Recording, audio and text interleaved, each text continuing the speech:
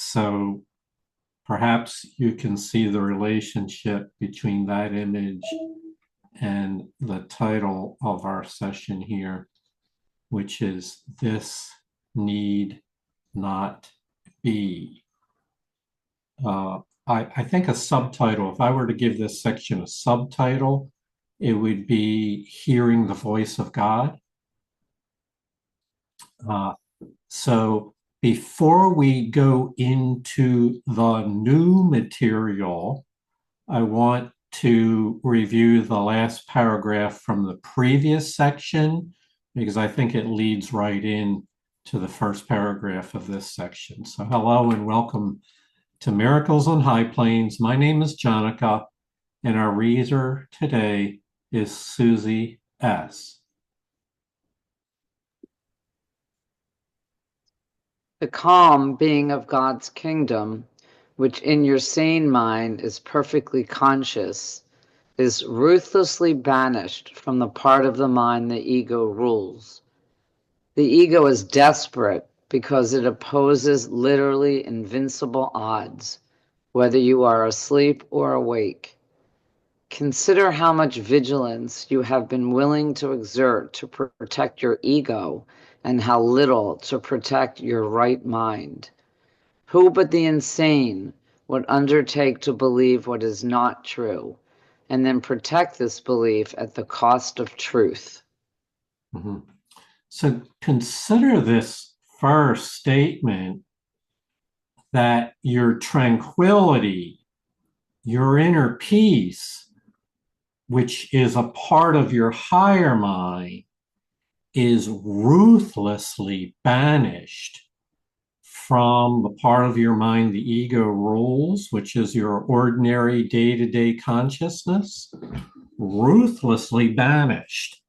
The ego is desperate because it opposes this calm being of the kingdom. And so this is what requires mind training. And the key word here is vigilance. Like all terms in the course, vigilance can be used in one of two different ways. Vigilance can be used by the ego to protect its turf, to banish the part of your mind, the calm mind from where the ego rules, or vigilance can be used to maintain your intention, your sense of purpose, to direct your willpower towards your higher self. So now we'll go on to material in today's section. If you cannot hear the voice for God, it is because you do not choose to listen.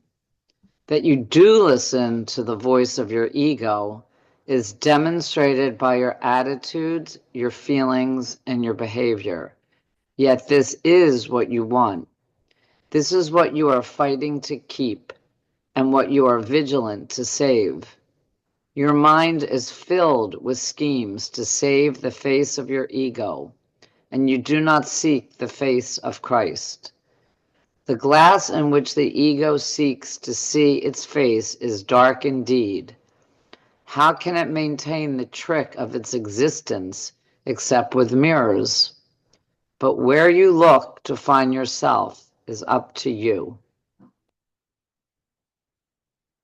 So one of the most often asked questions of students that get into the course and start applying it to their life is, how do I hear the voice for God? And here it says that it's about choosing. It's about decision making, not choosing to listen. Flip that around and look at it from the other way. Not listening is a result of being vigilant for the ego. What you are vigilant to save it is ordinary consciousness is intent on preserving your identity with the past, your identity with the body, your prerogative, in quotes, to judge. It's vigilance. So it's vigilance used on behalf of the ego. And that is demonstrated by your mental attitudes, your feelings, and your behavior. This is not going to lead you to happiness. This is going to lead you to a sense of inner conflict, fighting to keep the ego's fragile position in your conscious mind, vigilant to save it. And so this need not be. This need not be, but like so many students that are working the course say, I never realized there was another way. I didn't know that the ego's vigilance to keep it save its face was the only way that I was recognized.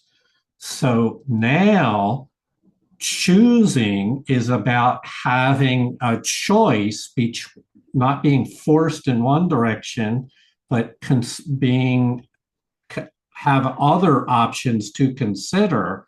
And so where you look to find yourself is up to you. And I didn't get my mirror, but it's right here because this is one of my favorite metaphors, is the idea that your mind is like a mirror and you can look into a dark glass of the ego, or you can make that mirror clean so that the light of the Holy Spirit is seen clearly. You look into the mirror and it's clear. You see the light of the Holy Spirit. You look into the mirror and it's full of judgments, guilt, and fear. And you look into a dark glass. The trick here is where you look to find yourself is up to you.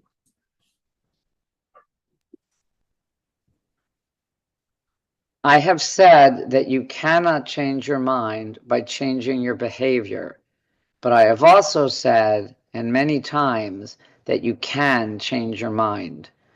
When your mood tells you that you have chosen wrongly, and this is so whenever you are not joyous, then no, this need not be. In every case, you have thought wrongly about some brother God created and are perceiving images your ego makes in a darkened glass.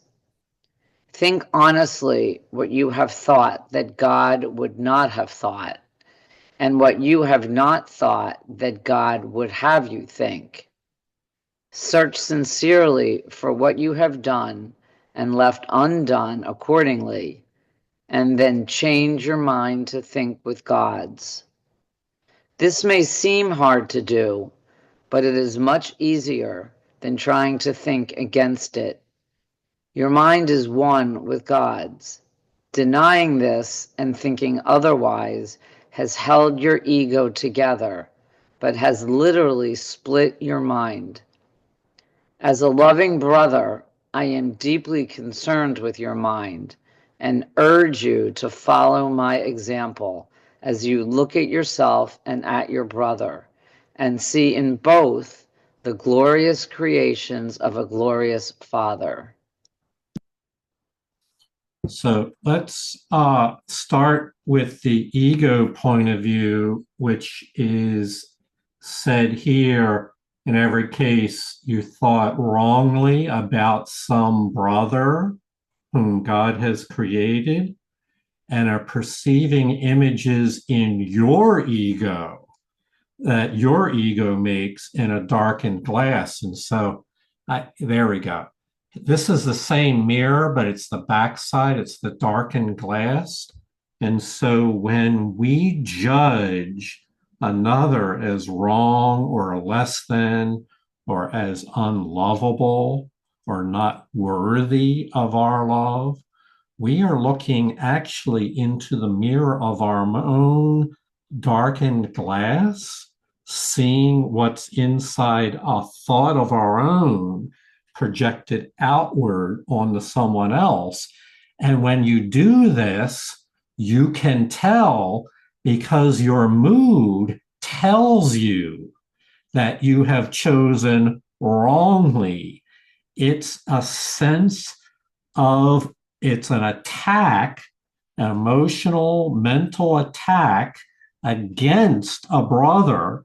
It's a form of cruelty to disparage them or think less of them, and your mood is affected by it. So it's whenever you're not joyous, know that you've pursued the wrong side of the perception. And so, what are we to do when that happens? Here's the formula: think honestly about what you have thought that God would not have you think. Think about the thoughts that are inconsistent with Holy Spirit's teachings and search sincerely for what you've done and left undone. And then, so searching sincerely is in your mind is the beginning, but is not adequate to heal. What is healing requires then that you change your mind to be in accord with the Creator and to think with God, which the ego says is inconceivable or not conceivable. But even though it may seem hard to do to your ego, it's much harder than trying to think against God's mind. Imagine that. When we look into the dark glass of the ego, we're looking away from spirit and into the darkness. That is much harder than the gentle, peaceful, loving experience of looking into the light. And as a result, it literally splits our mind. This is where the split mind concept from the Course in Miracles comes. When we turn away from the light and turn towards our own prerogative to judge and look into the darkness of the ego, it literally splits our mind and makes us two-minded, two different minds. And so this can be remedied, and the solution is already available for how we can heal from this.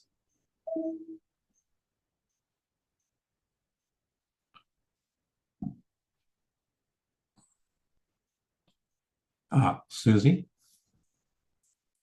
Sorry, I'm so sorry. It's my. When you are sad, no, this need not be. Depression comes from a sense of being deprived of something you want and do not have.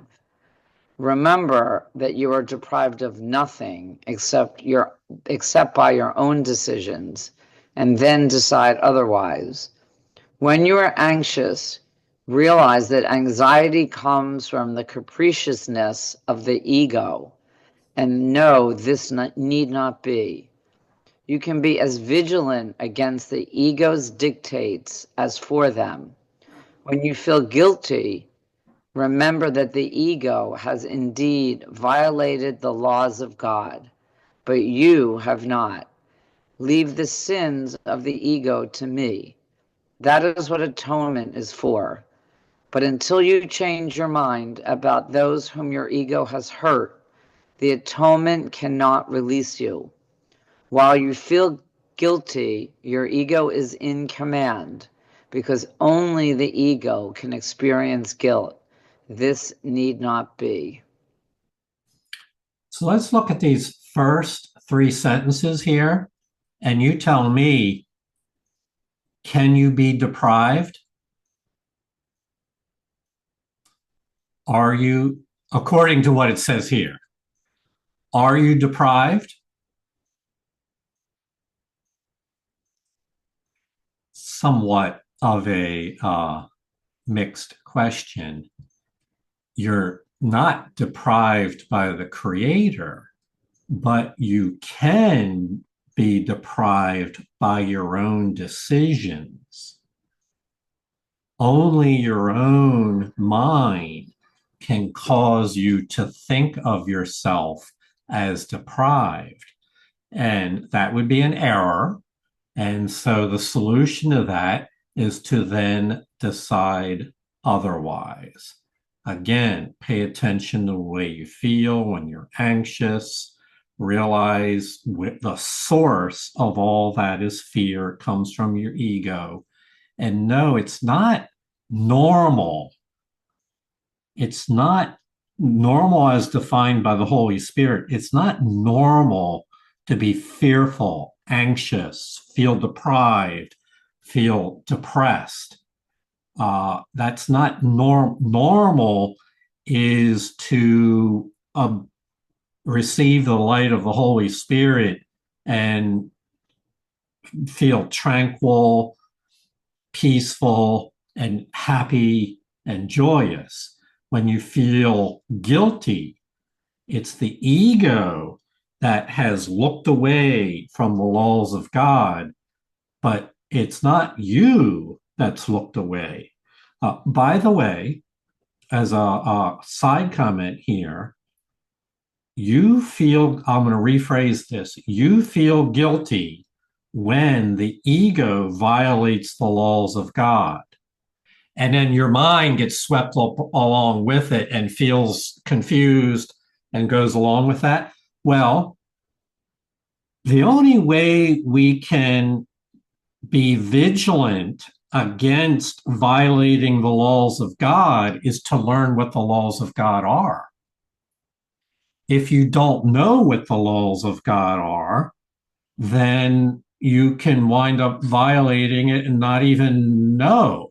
And so this is where extensive teachings are provided in the Course of Miracles regarding the laws of forgiveness, the laws of healing, the laws of mind, and the laws of God, the laws of creation.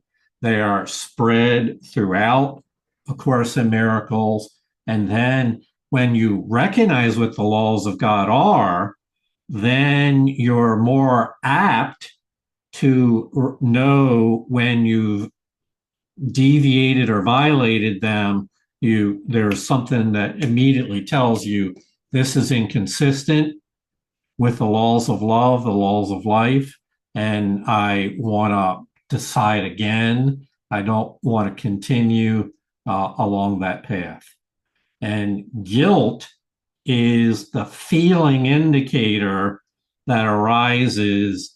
Many people don't realize when they're guilty, but it's a general sense of dis-ease of it. It's not peaceful, happy, and tranquil. It's a edgy type of feeling at the very least. Susie? So, when I did this lesson a few days ago, I had so many like aha moments and realized that when I'm feeling anxious, any of these feelings, I'm under the laws of Susie. And it was awesome to understand that, to really get it. Like, I've made up so many things, and I thought anxiety was just normal and a part of what I had to endure because of outside circumstances, and this is just the way I am. And I lived that way for decades. I say that all the time, and I don't have to live that way. I have the Holy Spirit that can help me pretty easily if I'm willing and vigilant. And I don't mean easily, but I kind of do if I'm really vigilant and choose every time, like it says, to change my mind and ask the Holy Spirit for help. And all week I've been saying, you know, if I feel anything, oh, there it is. I'm living under the law of Susie, one of Susie's laws, and I can just quickly change my mind. And I love that lesson. And I love all this because it's really just my responsibility, period, to I can change my mind. This need not be. And I always thought that's just the way it was. So it's amazing. It is amazing. It's one of the, I guess you could think of it as a secret. Oh, there's this need not be. There's another way. That I have the power to change my own mind. Is one of the greatest powers, and yet it's so widely unrecognized. That's a large part of this program is helping you and I to recognize our power to choose otherwise. Okay. We mentioned before about vigilance. Vigilance can be applied with the ego in mind or against the ego. Watch your mind for the temptations of the ego and do not be deceived by it. It offers you nothing. When you have given up this voluntary dispiriting, you will see how your mind can focus and rise above fatigue and heal. Yet you are not sufficiently vigilant against the demands of the ego to disengage yourself. This need not be. This is one of the core practices of this program is to what we would call mind watching. But in this context, it's specifically intended to watch your mind from not being overwhelmed and captivated by the ego's prompting. And I want to make a little comment. A friend of mine is taking a rather several month course in mindfulness. And I'm not trained in that, but my understanding is it's more along more along the lines of the Zen practice of watching one's mind. And in the course's version, it's watching your mind so that you're not deceived by the ego, so that you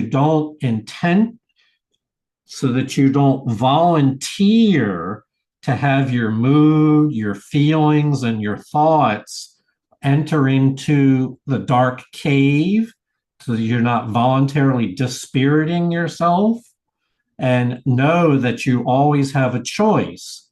And so the instruction that is given to us all is that we are not sufficiently vigilant against the demands of the ego to disengage ourselves from its propaganda.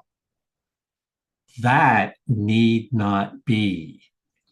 And so I will go this far to say that you can't really make progress in this course without some degree of mind watching so that you're alert to the temptations of the ego and do not continue to accept anything that it gives you as your own so that you don't follow its guidance, every thought and feeling that comes down, but you learn that not to trust all that prompting of the ego. And then the complement to that, which comes later, is to learn to trust the prompting of the Holy Spirit. But first, we need to be alert to what's going on in our mind and realize that there's two competing voices, two choices, and that you don't have to take the first thought that comes along because the ego is always the one to speak first. Susie? Yeah, just a quick saying when I saw the word voluntary, I came to understand that I was a volunteer, not a victim. You know, I love that saying. I think started in the 12-step rooms, I think. But you know, I always thought I was a victim of the world I see or all the circumstances out there, but really I'm just a volunteer if I engage with it all. That's a very nice phrasing. I think that's very directly applicable here. So, yes, we're going to adopt that when came to believe I was a volunteer and not a victim. Again, to go back to that previous statement, we are not deprived except by our own decisions. We're not victims. We wind up volunteering by our own decisions to feel ourselves less than, deprived. Do we make ourselves anxious by staring into the dark glass of the ego? So, Susie, how do we engage with spirit? The habit of engaging with God and his creations is easily made up if you actively refuse to let your mind slip away. The problem is not one of concentration. It is the belief that no one, including yourself, is worth consistent effort. Side with me consistently against this deception and do not permit this shabby belief to pull you back. The disheartened are useless to themselves and to me, but only the ego can be disheartened. For me, this paragraph contains one of the great insights of A Course in Miracles. And sometimes the greatest truths are the hardest ones to accept, or they're not, they have to overcome our pre existing ego positions. And that's the way I experienced this one. So the idea is to engage one's mind, to develop a habit of engaging our mind with God and act and refuse to allow our mind to slip away. Well, initially, that sounds like a very tall order. I'm going to engage my mind with God and not allow it to slip away. Why does that seem so hard? The problem is not about concentration. This is the big statement. What is the problem? It's a belief that I'm not worth it. I'm not worth the effort. It's a belief that no one is worth the effort to concentrate, not to concentrate. No one is worth the effort of developing a habit of engaging with God, most of all, myself. And that belief, which is a shabby belief that will pull us back into ego cave, will dishearten us and leave us ineffective, unable to fulfill the function that God gave us. And so, what can we say about this? We've got some work to do around the idea of what are you worth? What is your worth? What is the worth of your brother? What is the worth of your existence on this world? And just know that the ego has already loaded its own opinions in there, which is seen through a dark mirror. It's probably not showing up here. I'm trying to hold it up. Seen through a dark glass. The ego has a shabby belief that would dishearten you. And so that belief about oneself must be corrected, changing a belief about ourselves from low worth or very little worth to one that the Holy Spirit shares. that we are a child of God, we are beings of light, we are of infinite worth to the universe. Very fundamental belief. Now, we're not going to, in this session, spend a lot of time on that belief of your worth, but we're going to spend the entire Course of Miracles around the faulty belief about our worth and the worth of, when we say our worth, we really mean the worth of all living beings. Susie? I hate to keep raising my hand, but I have to share this because, I was having some trouble around this. Like, well, I might be able to heal my mind over some things, but some things just are, it's not going to happen for me. And then the lesson, I am entitled to miracles, hit me in a way that was like never before. Like, oh my goodness, meaning all of us, because it's not intended just for me, it's all of us. We all do the lesson. And it hit me like, oh my God, I am entitled to have all my thoughts healed. Because a miracle for me is a shift in perception, a shift in my thinking. So that means everything. It's my birthright. Like, I believe it now. It's not, it's like I am entitled to miracles.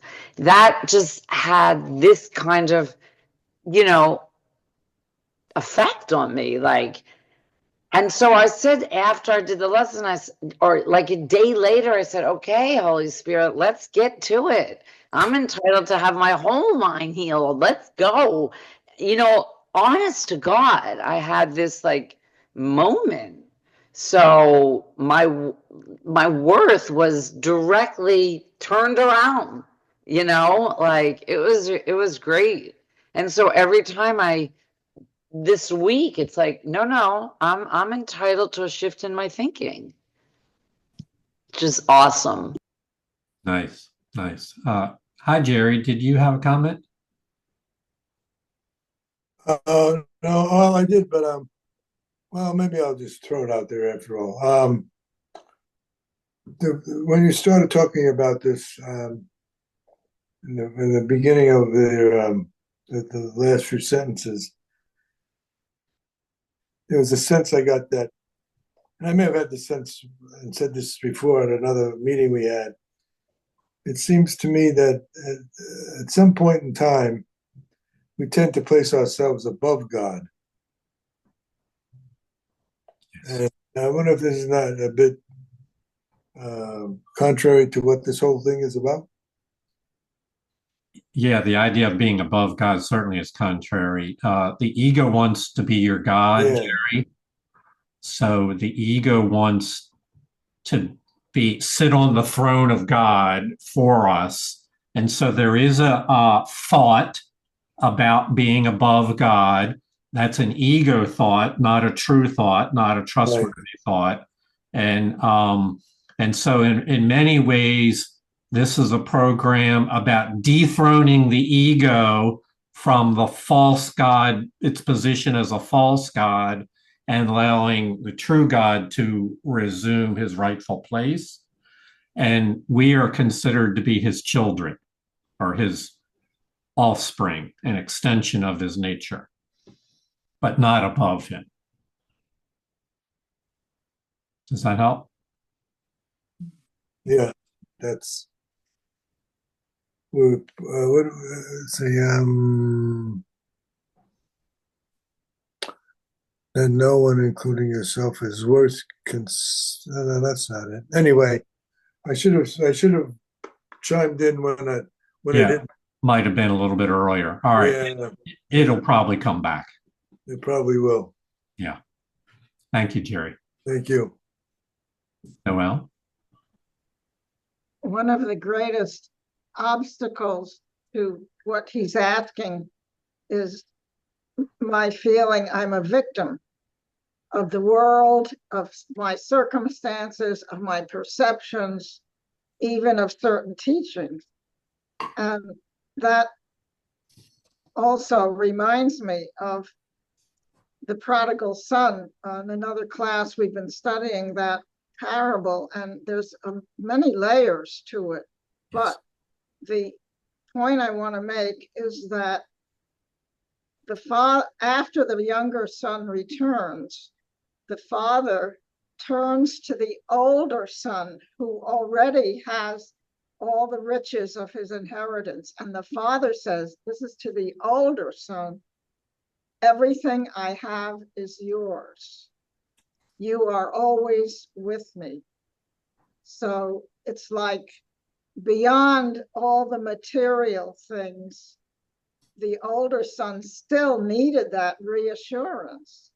And for me, those two lines, you are always with me, everything I have is yours, helps to neutralize that victim feeling. Yes, it does. And elevates our worth in the context of what we're reading here from the son who went away came back feeling worthless. And this, when we realize the father's not playing favorites there, you are always with me. I value you. You are a part of my nature, family.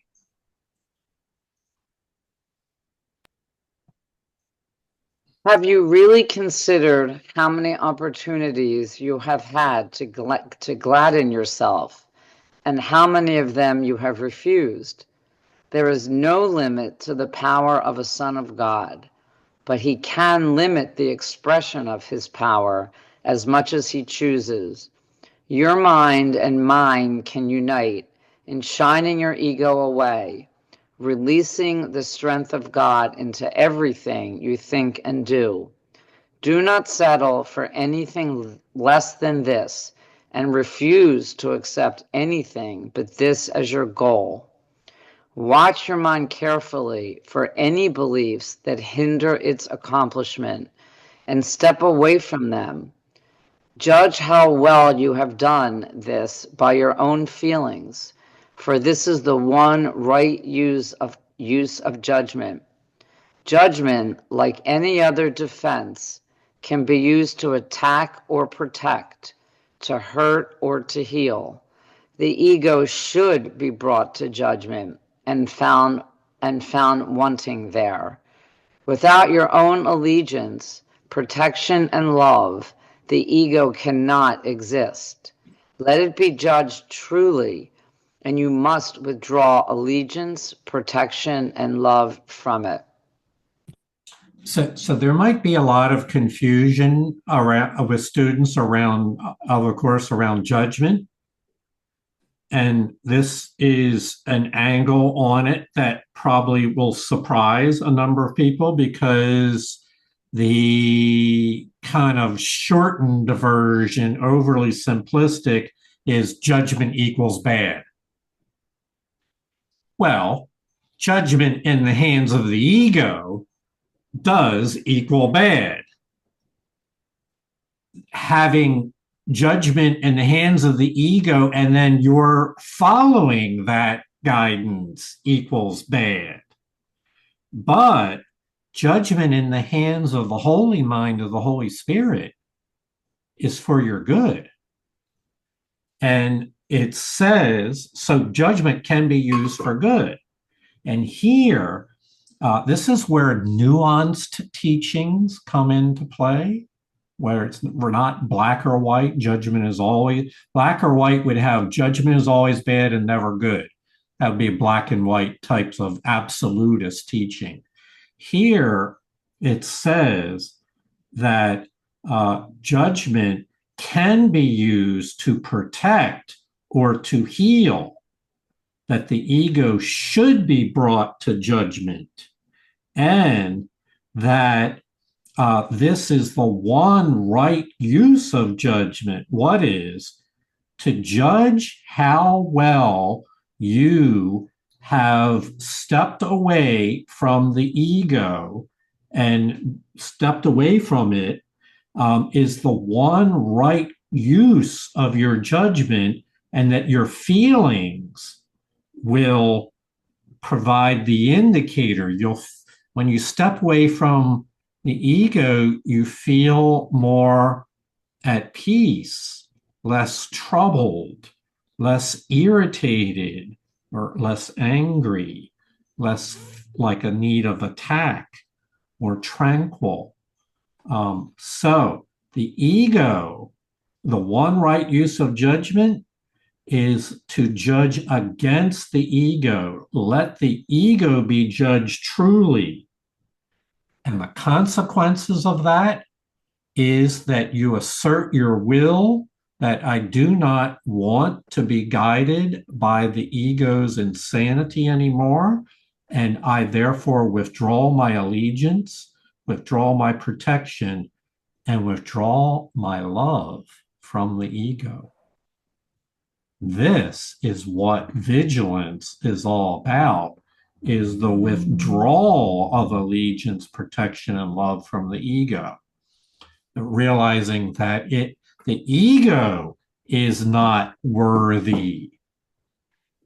You are worthy. You are not the ego. And so that teaching is fundamental to the foundations of this program. You can't go on to further levels where the Holy Spirit is teaching you what holy judgment looks like until you understand that judgment can be used to protect and heal. Now, it's at the same time, we should say judgment is a double-edged sword. When you use it, you have to be conscious of how you're using it, because those who practice judgment can wind up using it to hurt or to attack. So it's not a black or white thing, always bad or always good. It has two edges to it. But the one right use of judgment, and there's probably, okay, so it says there is only one right use of judgment. And by the way, it's to judge your own ego, not the ego of others. This is where it's subtle, is to judge your own ego, but not to sit there in judgment of other egos. That would be use it to attack or to hurt. So again, tricky. You have to learn restraint. Yes, I'm willing to acknowledge that my own ego is feeding me a propaganda that is not for my own good, that I do not want its guidance. That's a judgment. But I'm not going to then use that ability to also look at other people and their matters, their issues, and use judgment against them. Any questions on that? Because this is so fundamental, we don't want to skim over this without a full airing of all of what's involved here. We'll have more to say on judgment again, but this is the only area in which the Course encourages us, the one right use of judgment, encourages us to exercise our own judgment. By the way, when the Holy Spirit looks on your ego, its perception is one of nothingness. It doesn't say, oh, it's bad, it's never any good, it's not worth it. The Holy Spirit says it has no meaning whatsoever. It offers nothing of any value at all. Dust, just an illusion. So the Holy Spirit does not attack your ego. It merely dismisses it as being of no interest.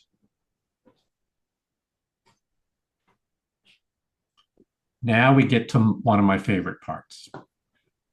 You are a mirror of truth, in which God himself shines in perfect light. To the ego's dark glass, you need but say, I will not look there, because I know these images are not true. Then let the Holy One shine on you in peace, knowing that this and only this must be. His mind shone on you in your creation and brought your mind into being. His mind still shines on you and must shine through you. Your ego cannot prevent him from shining on you, but it can prevent you from letting him shine through you. So I've just found this concept of your mind as a mirror. It will mirror whatever you attend to, whatever you are vigilant to. If you're vigilant to spirit, your mind becomes a mirror of truth. And so what is the idea? A mirror reflects. A mirror is not a source of light. It reflects the light it receives. Your mind reflects. So Jerry, you asked earlier about our relation to God. God's mind shines on us in creation and continues to shine on us. And we are, when we attend to his guidance, then our mind shines out into the world. It's the light, though. We are not confused about this. The source of the light, the source of love and life, comes from God and reflects off the mirror of our mind. So we're secondary, the Creator is primary. We're a secondary reflection of his love. We were created for that purpose. And so let the Holy One shine on you. And this is what we were created for. In fact, one of the guarantees of the laws of God is his mind forever shines on you. Said another way, it came up in Noel's recounting of the story of the prodigal son. The father forever loves the son and never withdraws his love, never changes his mind. His mind shines on you, and we fulfill our function when we then allow that light to shine through us.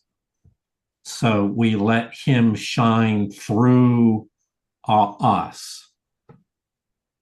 Now, your ego cannot prevent this, but it can. What can the ego do? It can cause you to look elsewhere into the dark glass.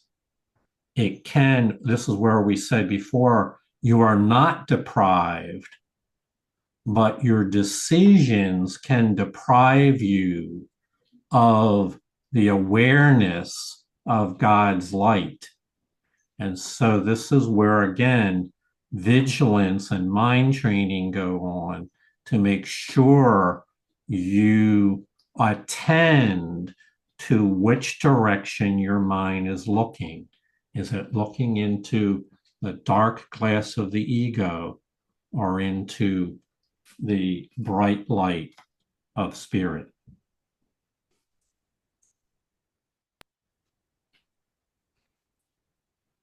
The first coming of Christ is merely another name for the creation, for Christ is the Son of God.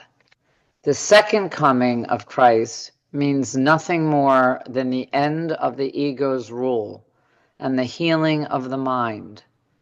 I was created like you in the first, and I have called you to join me in the second.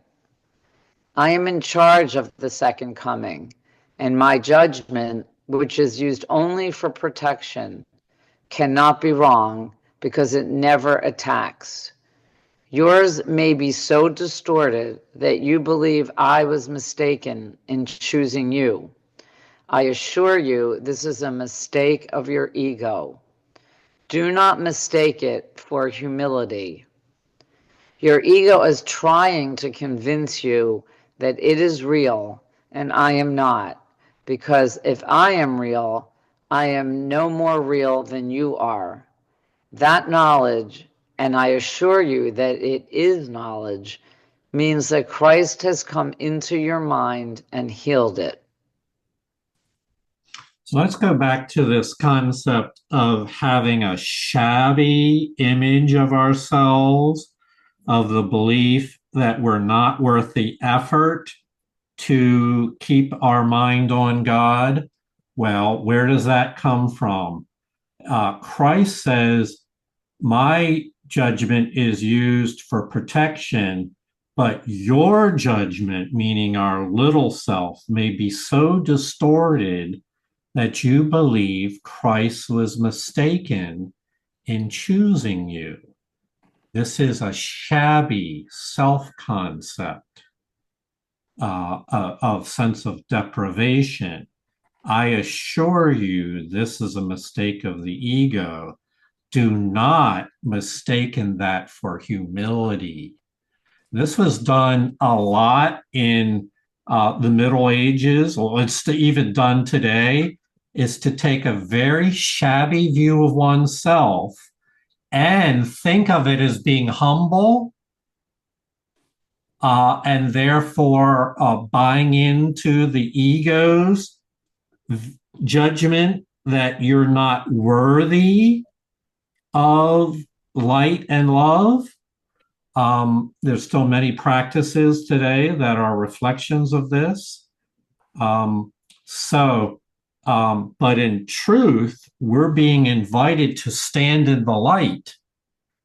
And it would be remiss of me, since they don't mention the second coming very often in A Course in Miracles. I didn't count the number of times, but maybe twice. So this is one of them. So what we're re-symbolizing, reinterpreting the meaning of the second coming here. It's not the traditional one. The second coming means nothing more than the end of the ego's rule and the healing of your mind, your healing of the mind of all creation. That's the second coming. And you and I are being called to join in the second coming, meaning to come stand in the light. Stand and let the light, as we said before, shine on us and reflect through us to the world. You are the light of the world. We're being invited to come join in the second coming, the end of the ego's role and the healing of the mind. So the Course in Miracles does this constantly. It takes symbolisms that have been around for thousands of years and are thought to have a certain meaning, often mixed in with fears of the past, and reinterprets them in terms of the healing message that the Course offers.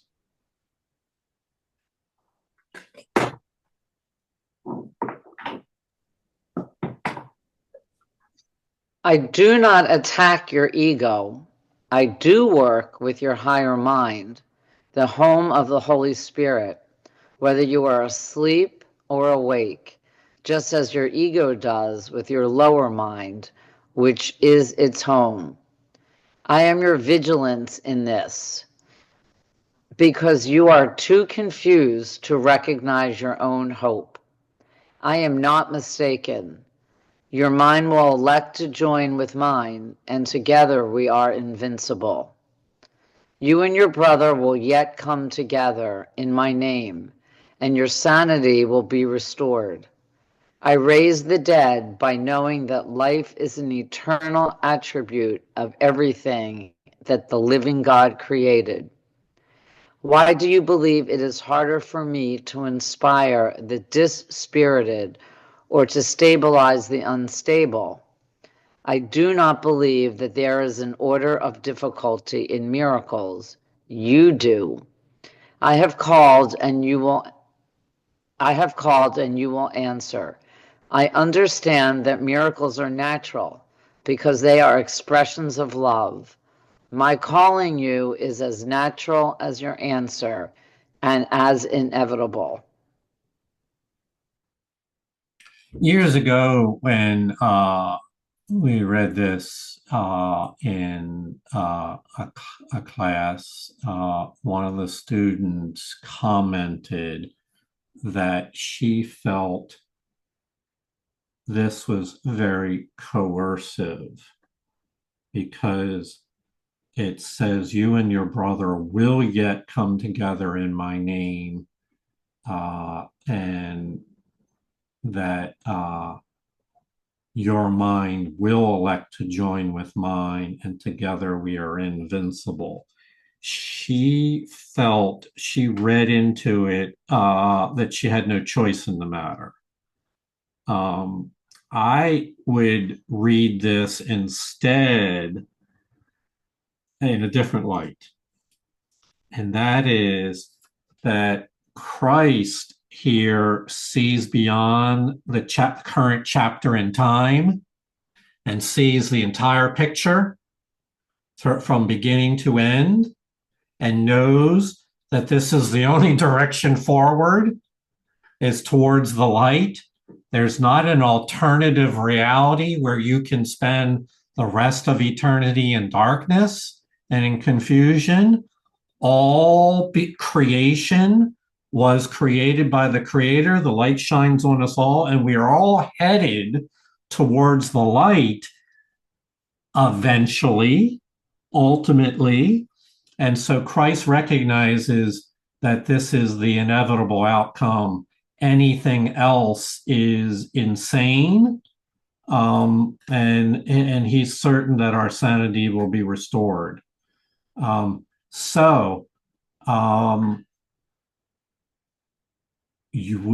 are invited to stand in the light with Christ.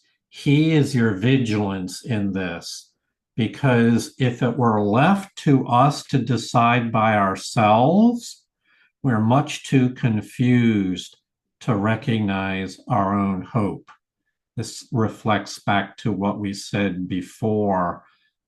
We have a shabby view of ourselves, and that we cannot be deprived except for by our own decisions. Our own confusion causes us to be confused and fail to recognize our own hope. But Christ is not mistaken in this, and it's inevitable. From the light we came, the light, the Creator is our cause, our source, and therefore we will rebound and return to the Creator, just as the prodigal son left home, went out into the world and got all confused and returned home. Susie? Yeah, so I mean, I used to be dispirited and unstable. And, you know, when I started to experience some healing and some change of thinking, I am thrilled to have a partner in this. And I know that I can't do it on my own. I can't fix my broken mind with my broken mind and my ego. So I do feel that with the Holy Spirit, we are invincible, depending on my willingness and vigilance. And again, I'm so happy to have a partner. And so I feel the opposite, not that I'm being coerced at all, that thank God I have somebody to help me heal, because I never thought that could be. So I just wanted to say that. Yeah. Thank you. Noel? I see this passage as very reassuring. And as Susie said, we have a partner always, always, as soon as we call on him. Also, the idea of coercion, it says earlier that only everyone will come home, will reach the height. Only the time you take is up to you.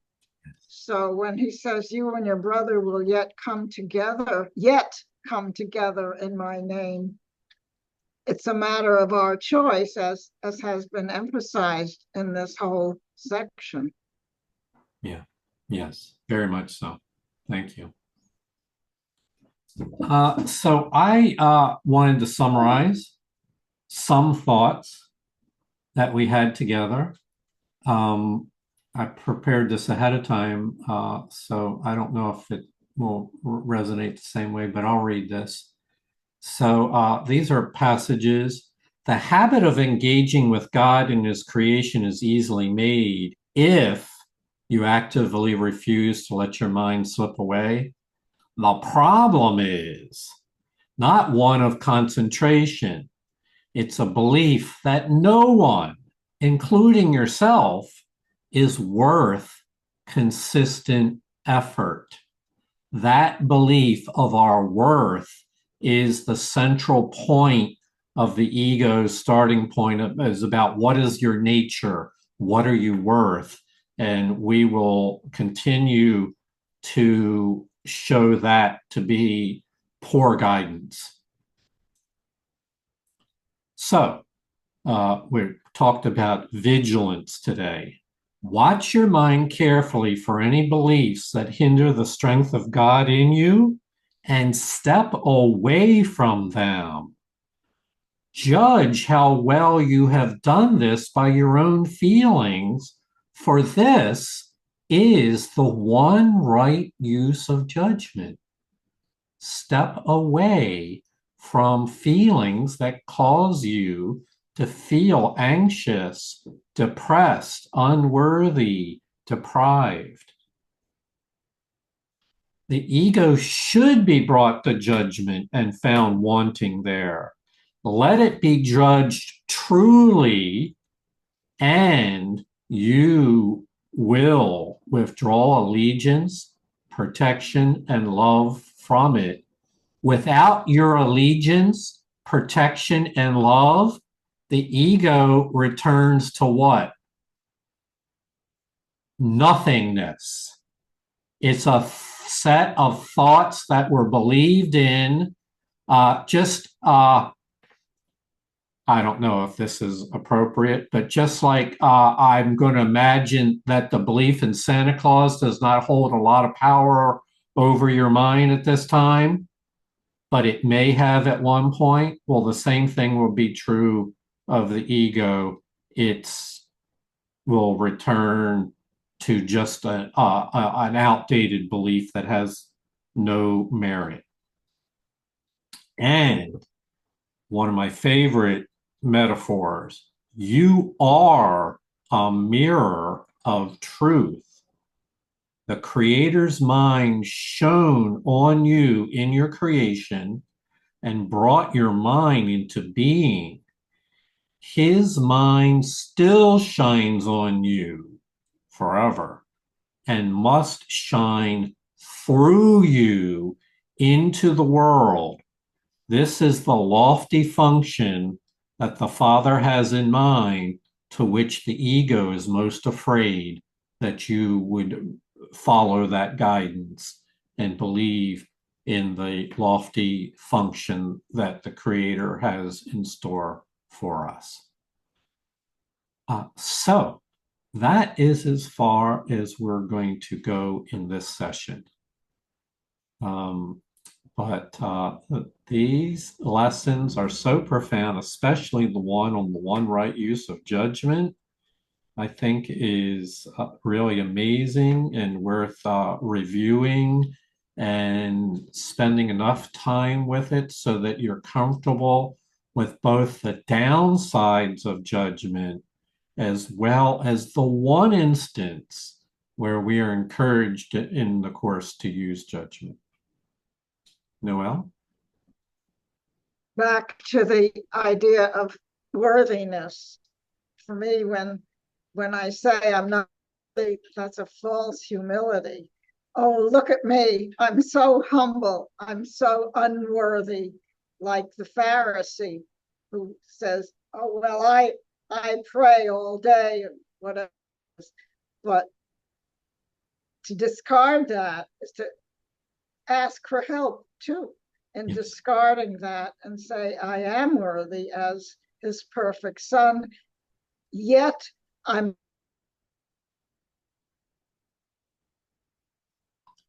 asking for guidance. For me, that's the true definition of feeling worthy. Yes. Yes. So thank you, Noel. That theme, I promise you, will keep coming back is what are you worth? What is your value? What, not the way that you've been taught in this world, but in the eyes of the Creator, what are you worth? And then the Creator sends that message to the Holy Spirit, and the Holy Spirit translates it into terms that we can understand in our time and space. So we will continue to revisit that idea again and again. It is the central error of the ego, is that you're only worth as much as the ego tells you you're worth, which is it tells you that we're deprived. So many deep and profound teachings in this course in depth psychology and spirituality. Thank you, Susie, for reading. Thank you all for your attention. I promise you the rest of the chapter is equally profound as what we read today. I hope you can come back and join us again. Namaste. Thank you, Susie. Namaste. Thanks, everyone. Thank you, everyone. Hey, Jonica. Thanks a Jonica? lot. Jonica? Yeah, hi, Dwayne. Hey, the blackened mirror that they're making reference to, the blackened